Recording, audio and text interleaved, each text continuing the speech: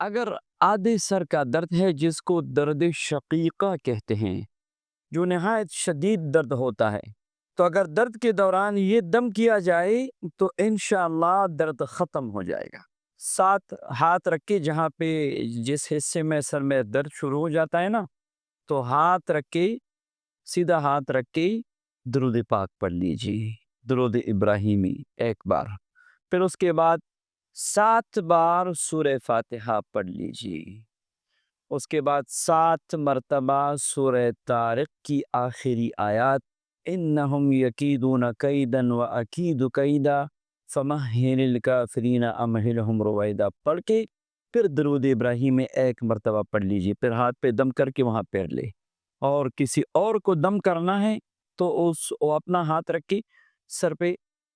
اور آپ دم کیجیے، انشاءاللہ ایک بار دم سے اللہ تعالیٰ کے فضل و کرم سے درد غائب ہو جائے گا۔ سب کو اس کی اجازت ہے۔